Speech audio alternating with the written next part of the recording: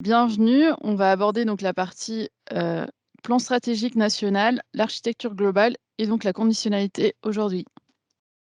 Donc le plan stratégique national, également appelé PSN, est donc un outil de programmation stratégique et financière qui permet de définir les budgets pour la France.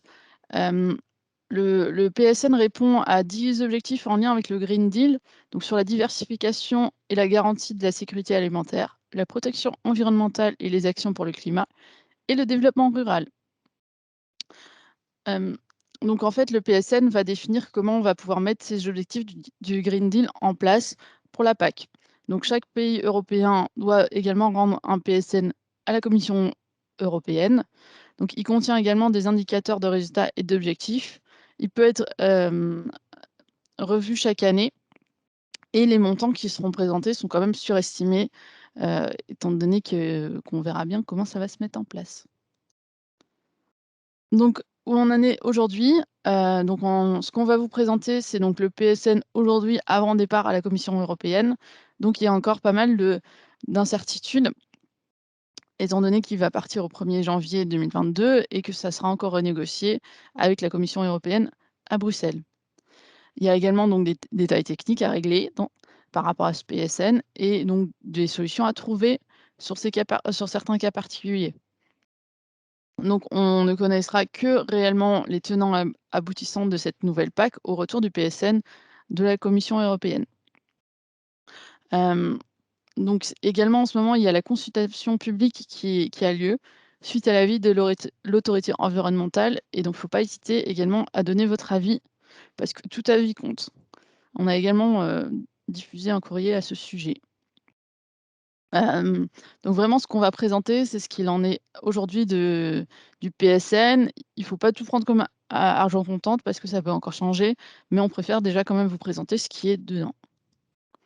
Avec donc, comme premier chapitre, l'architecture globale de cette nouvelle PAC. Hem, donc en fait, ce qu'on connaît actuellement comme budget, comme pour le premier et le 2e pilier, c'est ce qui est affiché ici sur la diapo et en fait, pour la future PAC, il y a des choses qui vont changer. Avec donc en premier lieu, donc le paiement vert qui est de 30 dans la PAC actuelle, qui va donc disparaître et à la place, on va voir apparaître l'écorégime qui sera 25 du budget, du premier pilier donc. Également, il y aura une baisse du budget de 2 ce qui est quand même assez limité étant donné qu'au départ, c'était 18. Il y a également un transfert qui aura quand même lieu du premier pilier au deuxième pilier avec 7,53 du budget.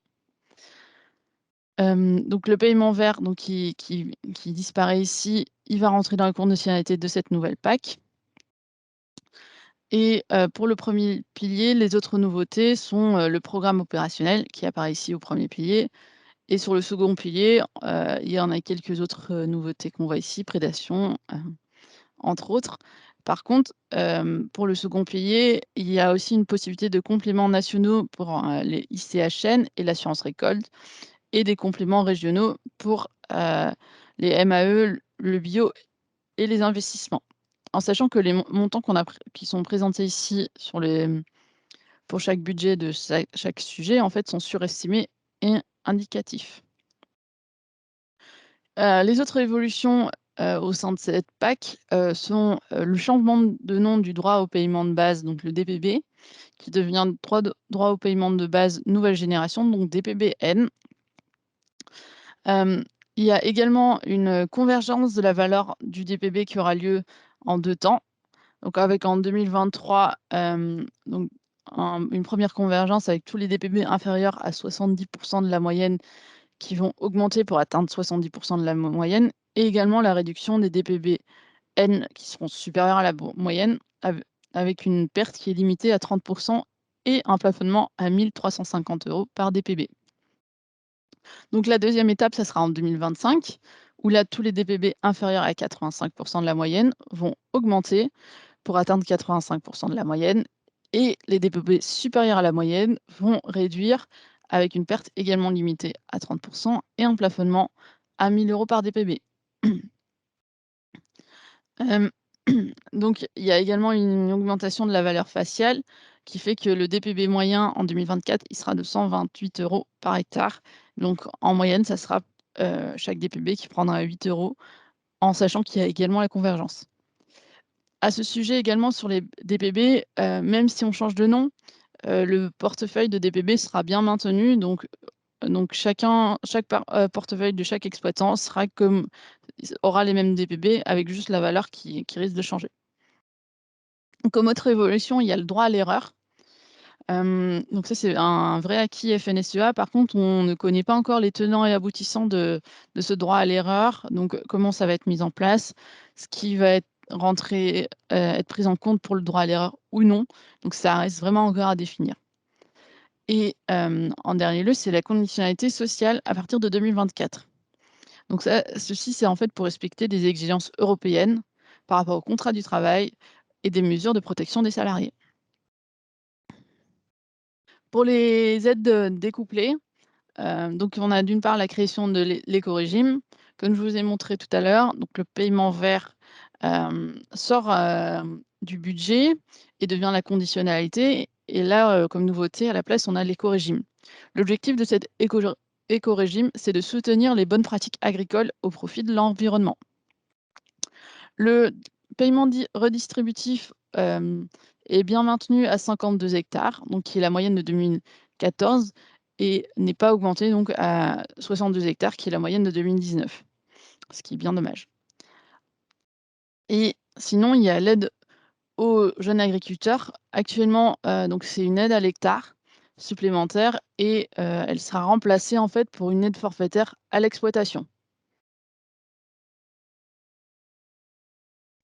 Pour le second pilier, il y a pas de modification au sein de l'ICHN, pour autant. Par contre, le bio, il y aura le maintien de l'enveloppe, et des montants actuels en conversion en agriculture biologique. Par contre, il y aura la suppression de l'aide au maintien et la revalorisation de l'aide, des grandes cultures, avec une augmentation de 50 € à l'hectare, donc environ 350 € par hectare, comme aide pour les grandes cultures. Et sinon, il y a les programmes opérationnels.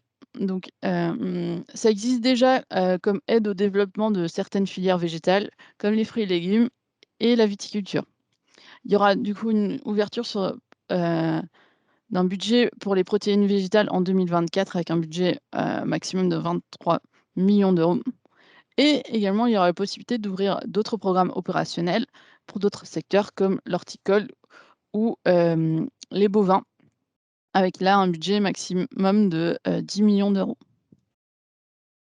Donc par rapport à cette architecture de la PAC, il y a quand même quelques acquis de la FNSEA qui sont importants à connaître. Donc on a parlé de la baisse du budget de seulement 2 en sachant qu'au départ, en fait, elle était prévue à moins de 18 donc qui a été milité pour qu'elle soit le moins élevée possible et donc on a atteint les 2 et non moins 18 ce qui est non négligeable. La convergence est, elle, également limitée à 85 donc pour cette nouvelle PAC et non aux 100 qui étaient prévus au départ. En sachant qu'elle va avoir lieu en 2 temps et qu'également la perte est limitée à 30 avec une application du plafond. Donc c'est également non négligeable pour la valeur du DPV. Par rapport à l'ICHN, donc il y aura une stabilité des mesures au lieu de gros changements ou de la suppression ou encore le fait qu'elle soit ouverte, aux cultures végétales.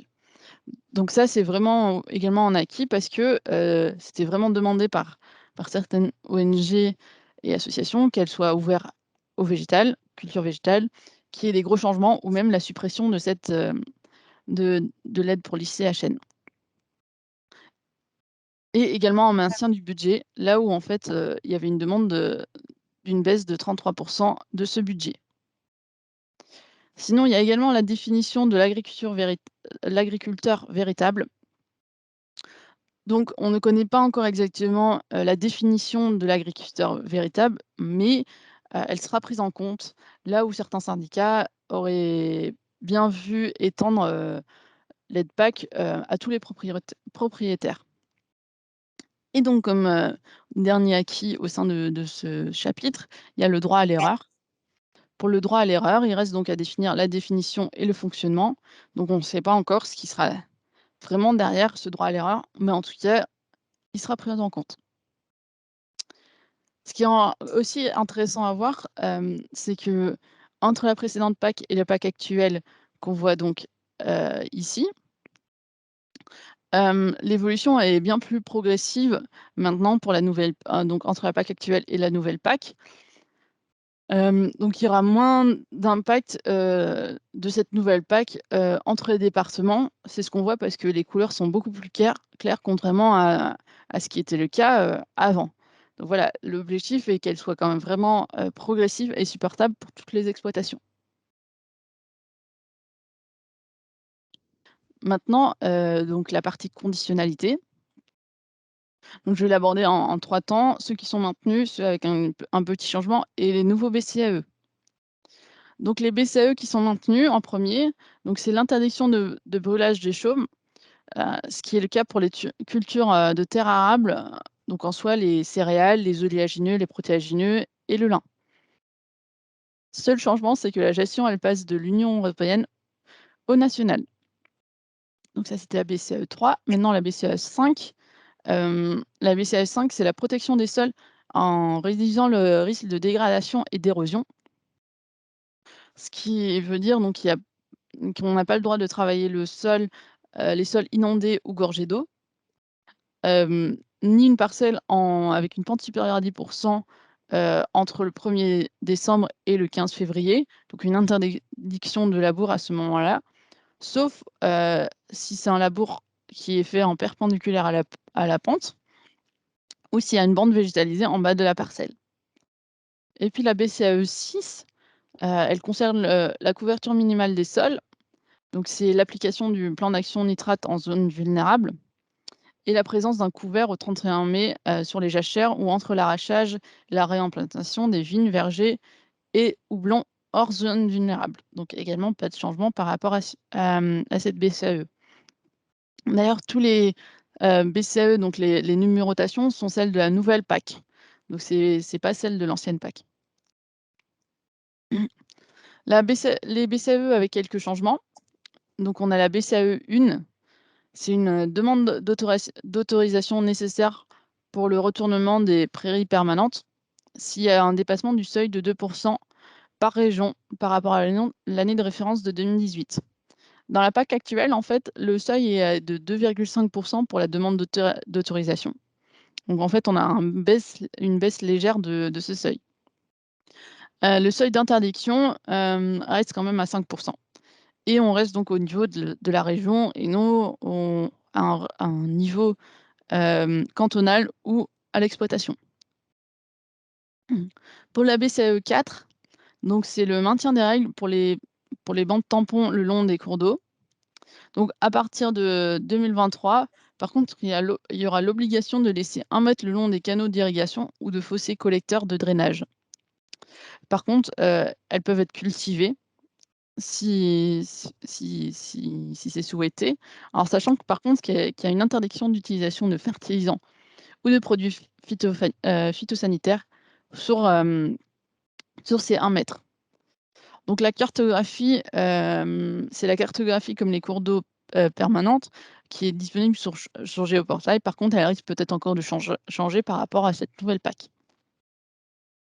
La BCAE 9, c'est, le maintien de l'interdiction de conversion ou de labour des prairies permanentes désignées comme sensibles en zone Natura 2000. Alors pas de changement pour autant, à part qu'elle est étendue aux exploitations en agriculture biologique. Donc les nouvelles BCAE, donc il y a la BCAE 2 qui est une nouvelle BCAE qui sera par contre applicable seulement à partir de 2024, qui est donc l'interdiction de destruction des zones humides et tourbières. Par rapport à cette BCAE, il reste donc à définir, ce qui est une zone humide, hem, la cartographie également à élaborer et les obligations qui seront derrière cette BCAE. Et donc à partir de 2024, elle est applicable. La BCAE 7, c'est, une BCAE qui est liée à l'évolution de l'intégration, du paiement vert dans la conditionnalité. Donc pour cette BCAE, il faudra au moins avoir 2 points en diversification par rapport à la grille de diversification de l'éco-régime. Donc cet éco-régime sera présenté lors du prochain webinaire, donc de la semaine prochaine, et également la grille de points qui va avec. Certaines exploitations, par contre, sont quand même exemptées, c'est-à-dire ceux qui sont conduits en agriculture biologique, les exploitations qui ont plus de 75 des terres arables en herbes ou autres plantes fourragères herbacées, les exploitations qui ont plus de 75 de la SAU qui est consacrée à l'herbe et aux légumineuses ou mises en jachère, et également celles qui déclarent moins de 10 hectares de terres arables. Par contre, il faut encore que cette BCE soit bien acceptée en tant que telle par la Commission européenne. Et une dernière BCE, qui est nouvelle dans cette PAC, et qui est également liée à l'intégration donc du paiement vert dans, la conditionnalité, c'est la BCAE 8. La BCAE 8, c'est le maintien des éléments topographiques, hem, du paysage d'ailleurs, pardon. D'une part, il y a l'interdiction de couper les haies et les arbres pendant la saison de nidification, donc c'est du 1er avril au 31 juillet. Et après, donc il y a un pourcentage minimal de surface de terre arable qui est consacré à des éléments non productifs. Donc les éléments non productifs, ce qu'on entend par là, c'est donc les haies, les mares, les bosquets, les bandes enherbées, les jachères, entre autres. Donc c'est ce qui était, anciennement les SIE au sein de la PAC, qu'on connaît pour l'instant. En sachant que, les cultures dérobées et les cultures fixant, d'azote ne sont pas vues comme éléments non productifs. Donc par rapport à cette BCE, il y a 2 options, donc 4 d'éléments non productifs sur la surface en terre arable, on va bien faire gaffe à ça, ou une autre option, une autre voie d'accès, c'est qu'il faut avoir 3 d'éléments non productifs et également 4 de cultures intermédiaires. Donc là, c'est donc des cultures intermédiaires qui, par contre, sont bien prises en compte, ce qui n'est pas le cas dans les éléments non productifs. Par rapport à ces cultures intermédiaires, il reste à définir, la date d'implantation, la durée, les obligations liées à ces cultures intermédiaires. En sachant que pour les éléments non productifs, on connaît, la grille avec les coefficients, de la PAC actuelle, mais il risque de changer avec un peu de chance augmenter pour que cette BCAE soit plus facilement accessible. Et donc par rapport à ces conditionnalités, il y a quand même certaines choses qui ont été acquises par la FNSEA, c'est-à-dire donc la prise en compte de la revalorisation du coefficient E, donc particulièrement par rapport à la BCAE 8 et par rapport à la BCAE 1, donc qui est le maintien le retournement des prairies de permanence et donc avec le seuil. Donc en fait, elle reste bien au niveau de la région et non, à un seuil à l'exploitation ou cantonal. Et on a également le maintien d'un seuil d'autorisation, là où certains militaient quand même pour avoir une interdiction directe des retournements des prairies permanentes. Et pour la BCAE 7, il y a une obtention de la prise en compte des cultures dérobées pour la rotation des cultures. Donc ça veut dire que c'est une diversité de l'assolement, qui compte, et les cultures dérobées sont également donc prises en compte pour cette rotation, au lieu d'une rotation à la parcelle qui avait été demandée par certains. Donc voilà, le webinaire de cette semaine. Sur le site FNSEA Centre-Val de Loire, il y a également une page dédiée à la PAC 2023 et des calculettes disponibles sur cette page internet. D'autre part, vous avez bien sûr tous vos animateurs qui sont là pour répondre à vos questions. Donc, il y a 2 autres webinaires de prévus, une sur l'éco-régime le 14 décembre à 14 heures et une sur les aides couplées le 21 décembre à 14 heures, avec le même lien que celui-ci pour vous connecter au webinaire, et ils seront également disponibles par la suite en replay. Merci.